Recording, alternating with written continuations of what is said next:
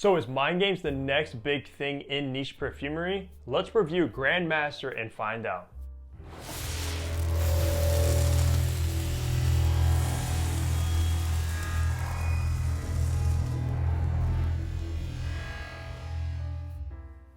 I'm so excited to be bringing you this brand new niche house that just launched this month. I always get so excited when I get to smell their fragrances and things like that. It just get that kind of adrenaline rush, and especially as a frag head like myself at least. Now, with Grandmaster, I cannot wait to talk about this one for you guys. Now, I do first want to mention that this fragrance was sent out for review by the guys over at the Fragrance Group, or more known as So Avant-Garde. Now, So Avant-Garde is actually a distributor for many designer and niche fragrances that I highly recommend checking them out. I've talked about this company so many times before. I'll leave their link down below in the comment section. But let's go over some information about Grandmaster. So the release date, like I said, was of course in 2022, since it just came out this month. Now, they are only available in one size, which is the 100 ml, as you see in my hand. And it does retail for $345. So it is a little bit on the pricier side of things, but when you look at it compared to other niche brands, it's not too bad. And also, right now at the time of this recording, it's only available at Neiman Marcus. So if you have one nearby, highly recommend going inside, checking out Mind Games. They have, I think, 10 fragrances at launch. Or of course, you can buy it at So Avant-Garde as well online. Now, the concentration is actually an extrait de parfum, which just means it has the highest oils that you can use in perfumery. So that is a good thing. Now, the nose behind this, or the perfumer, is actually Alexandra Carlin. Now, they actually have some well-known perfumers behind all of their fragrances, so you know these are actually going to be very good. Now, let's look at the packaging and presentation you will get Grandmaster, because this is absolutely stunning. So, take a look at this box. Now, this box actually feels extremely high quality. Of course, you have Mind Games Grandmaster with the I think that's like the Grandmaster chest piece. I'm not 100% sure. Rose, Absolute, and Coffee, so you gotta know what this is sort of gonna smell like. On top, you have the Grandmaster logo with the GM and the crown. On the bottom, you do have your ingredients and barcode and batch code to authenticate your product and see when your product was produced. And these are made in the USA. On the back, you do have some Grandmaster kind of information. It says, Grandmaster strikes swiftly as the softness transforms into unmatched strength. Opening notes of exquisite floral soar willfully, while rich and energizing coffee notes mingle with the spicy seduction of incense, myrrh, and dark wood. The flawless harmony of power and tenderness astonish the sense, awakening the knowledge of our own divine potential. So that is an awesome kind of description of Grandmaster. Of course, inside it is kind of felt, which is a nice touch, and you have your Grandmaster information on a card right there as well. Just all in all, beautiful box. Let's look at the bottle now. So, taking a look at this Grandmaster bottle now, there is 5 in the black darker bottles and 5 in the whiter kind of bottles as well. Now, this one, of course, in the black collection, you do have the Grandmaster cap right here, which is so nice. You also have this kind of plaque with the Grandmaster, Rose, Absolute, and Coffee. On the bottom, you will find your sticker with your batch code and information as well. Nothing on the back. And then on the top, you actually have this real wood kind of thing going around the top as well, which is a nice attention to detail. Mind Games engraved right there as well. Nothing inside, nothing on top of the cap or atomizer. Now, this isn't magnetic, even though it kind of feels like it, but it has the most satisfying click I've ever heard in my life. But I do not recommend picking it up by the cap because it doesn't hold on that snugly. In the top, you have blackcurrant, rosewater, and pavillon. In the middle, you have rose, redolessence, coffee, wild violet. And in the base, you have myrrh, incense, pentatone, and ebony wood. Now, some of those notes, I honestly do not know what they are. First time ever seeing those, but let's go ahead and spray this one and test out the atomizer. Very nice atomizer. One of the best atomizers I've ever tested in my life. It is, of course, pressurized, and I just love that kind of nice attention to detail. But let's go ahead and remind myself of this opening of Grandmaster. So upon the opening of Grandmaster, at first you are, of course, greeted with that rose note. Now, the rose comes across very fresh and green, rather than like a jammy, very dark red rose. And also it is extremely natural smelling. So obviously when you're paying a high price tag in niche perfumery, you're gonna be expecting natural ingredients.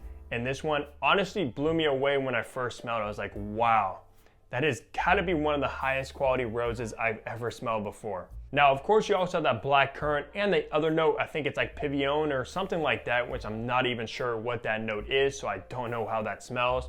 The black currant is there as well, that's giving it a little bit more of a fruitiness, but the rose is high and center and the main player in the opening. It also does kind of have a an airy, watery vibe to it, which I think is from that rose water, of course, because once you get to the mid, there's a different rose that actually comes to play, but that opening, like I said, it's extremely fresh, watery, green, and floral from the rose. But I love the opening in this fragrance. It does definitely change from the mid into the dry down as well. So once we make our way into the mid, which I think is my favorite part from the entire composition, and that's because of that coffee note comes to play. Now, it's actually like a roasted, kind of smoky, dark coffee note that I absolutely just love so much, and it works perfectly alongside that rose, which is extremely unique. Now, when I first saw the notes like rose and coffee, the first fragrance that came to mind is Intense Cafe by Montal.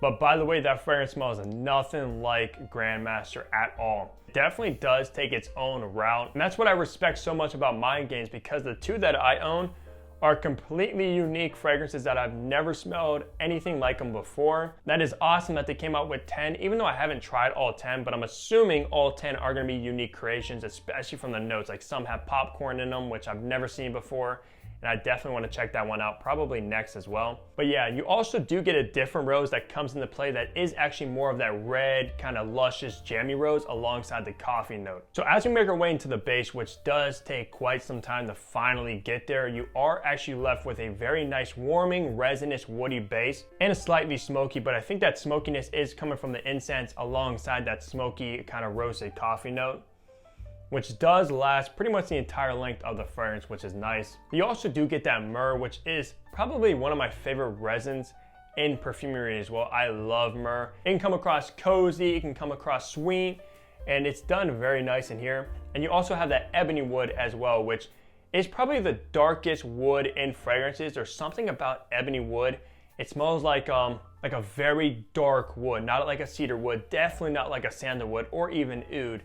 Even though ebony wood isn't like dirty or animalic, it just has a dark facet about it. And those three notes are definitely the dominant notes in the dry down. Now those three notes in the dry down are the dominant notes to my nose.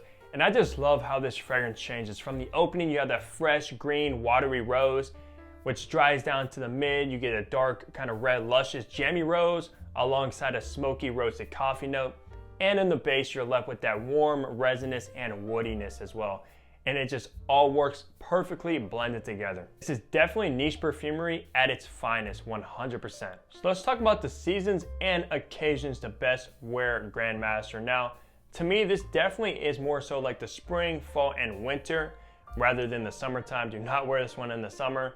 Just stick to those three seasons because it is cozy, it is resinous, it's woody, and you have that coffee note, which works perfect in the fall. And then of course, the floral roses as well for the springtime. So yeah, those three seasons work perfect for Grandmaster. I cannot wait to wear this one in the fall because coffee in the fall is just perfect when it comes to fragrances, and I do not have that many coffee dominant ones, so this one is going to be a staple coming up. Now for occasions, this one definitely leans on the formal side.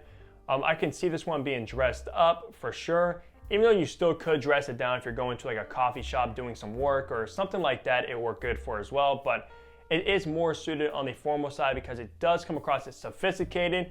It does smell very luxurious and high-end, so yeah, more so on the formal side of things. Now for gender and age. So this one really comes across unisex, so both a guy and a woman can pull it off flawlessly. Now for age groups, it does lean on the mature side of things rather than like a youthful, juvenile side, because there's nothing really playful about Grandmaster. It's serious, front and center, and it does, like I said, have that sophisticated touch to it, which is formal as well. So yeah, definitely on the mature side. Now let's touch on performance of this fragrance. So this one is good. I would say it's about average, and from my average, I give it around 8 hours of longevity. Anything above that is above average. Anything below that is below average. So it's right there in the middle. It will get you through an entire work shift easily. Don't have to worry about it fading early or nothing like that, but it's not nuclear, it's not a powerhouse, it's not above average either. So the longevity around 8 hours or so. Projection was actually pretty good for like 2 hours. until it does kind of settle down closer to the skin. But trust me, people will definitely smell you with this one, and they'll be like, wow, you smell like a coffee shop, or things like that, which is kind of nice. And yeah, no complaints when it comes to performance of Grandmaster, even though it's not the best compared to the other one I have from the house, which that one is above average. So yeah, these are not weak fragrances by any means. They are extrait de parfum, so do not worry at all. So that's gonna do it for my review of the brand new Grandmaster from Mind Games. I cannot wait for you guys to check these out. These are definitely gonna be the next big thing when it comes to niche fragrances for sure. Everyone's gonna be having these in their collection. Everyone's gonna be smelling them, just like Creed, Parfums de Mali, Maison Francis Kurkdjian's, Mancera's, Montal's, those kind of fragrances.